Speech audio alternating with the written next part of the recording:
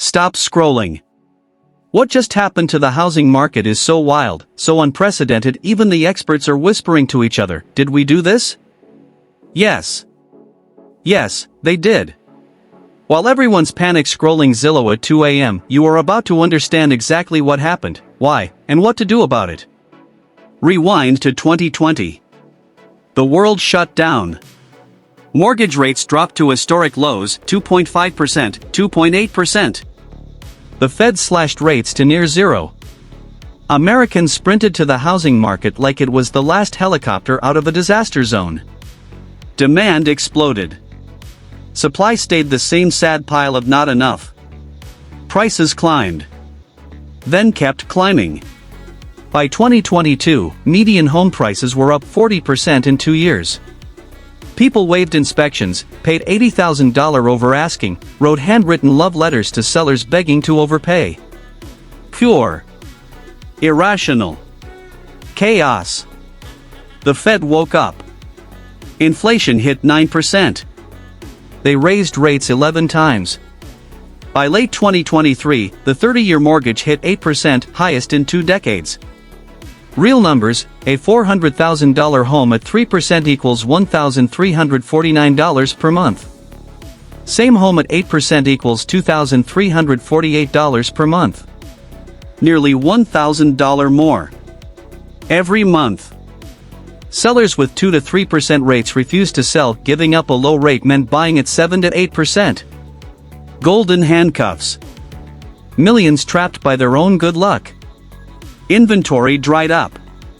Prices didn't crash because nobody was selling. The market didn't collapse.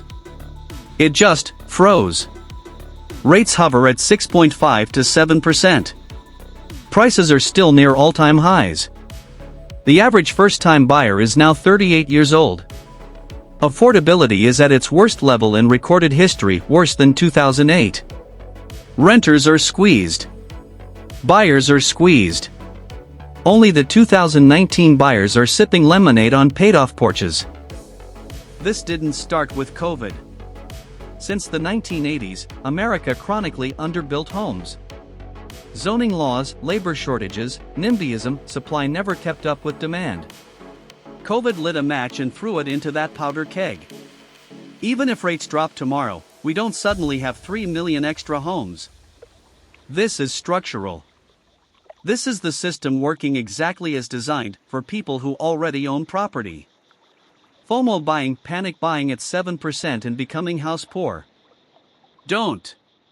Paralysis, waiting for the crash since 2021. Still waiting. That's not patience, that's avoidance. Timing the market, nobody can. Not the Fed, not Goldman Sachs, not that YouTube guy with the dramatic thumbnail. Ignoring true costs, property tax, insurance, HOA, maintenance at 30 to 40% on top of your mortgage. Run the full numbers. Always. Step 1. Know your real number. Housing costs should not exceed 28 to 30% of gross monthly income. Be honest. Step 2. Renting isn't shameful. In many cities, renting and investing the difference beats buying right now mathematically. Step 3. Consider new construction. Builders are buying down rates to 5.5 to 5.9%. That saves hundreds per month. Step 4. Date the rate, marry the house.